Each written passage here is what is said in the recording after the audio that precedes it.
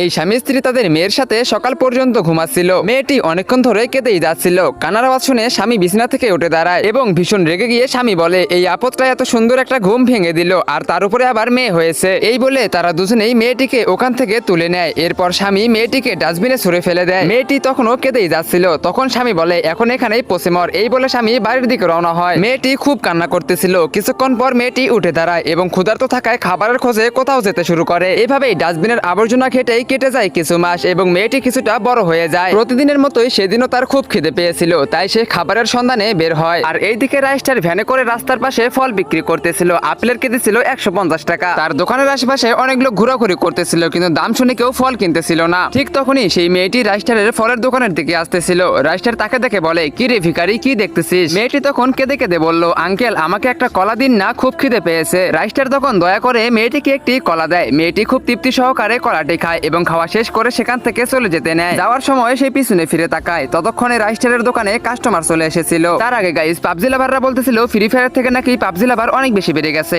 আজকে আমি এটাই দেখবো, তোমাদের বেশি কিছু করতে হবে না। তুমি যদি একজন ফ্রি ফায়ার প্লেয়ার হয়ে থাকো এবং ফ্রি ফায়ারকে ভালোবাসো, তাহলে ভিডিওতে লাইক করে চ্যানেলটিকে সাবস্ক্রাইব করে দাও। আর যারা পাবজিকে ভালোবাসো, অবশ্যই কমেন্ট বক্সে কালো হার্ট দাও এবং ফ্রি ফায়ারকে ভালোবাসলে লাল হার্ট দাও। আমি দেখতে চাই কার রিয়াজ সব থেকে বেশি। তখন কাস্টমার রাইস্টারকে টাকা দিয়ে বলে, আমাকে এমন ফল দাও যেই ফল খাওয়ার পর আমি যেন ওয়ান ট্যাপ মারতে পারি। রাইস্টার তখন সেই লোককে 1 ডজন কলা আর অন্য লোককে আপেল দেয়। সবাই ফল নিয়ে খুশি মনে চলে যেতে থাকে। মেয়েটি দূর থেকে রাইস্টারের জন্য দোয়া করে আর বলে, ওর যেন আরো অনেক বিক্রি বাট্টা হয়। এই বলে মেয়েটি সেখান থেকে চলে যায়। রাত হতেই মেয়েটির খুব শীত করতে থাকে, তাই সে অমিত ভাইয়ের কাপড়ের দোকানে আসে। মেয়েটি ভিতরে গিয়ে অমিত ভাইকে বলে, আমি কি কিছু জামা কাপড় পেতে পারি? অমিত ভাই রেগে গিয়ে বলে, কে রে তুই, এখান থেকে দূর হ, সকাল থেকে দোকানে কোনো বিক্রি হয়নি আর উনি এসেছেন কাপড় নিতে। এই বলে সে লাঠি দিয়ে মেরে মেয়েটিকে তাড়াতে থাকে। মেয়েটি কাঁদতে কাঁদতে বাইরে এসে মাটিতে লুটিয়ে পড়ে। অমিত ভাই ভিতর থেকে চিৎকার করে বলে, এই তোকে আমি যেতে বলছি না? ঠিক তখনই একটা গুন্ডা হাতে বন্দুক নিয়ে দোকানে ঢোকে এবং অমিত ভাইকে হুমকি দিয়ে বলে, চল সব টাকা বের কর, আমি তোর ব্লগে দেখেছি যে তোর ডয়ারে অনেক টাকা আছে। এই বলে সে তার ডয়ার থেকে সব টাকা লুটে নেয় এবং যাওয়ার সময় তাকে বলে, ভাই ভুল করে এসব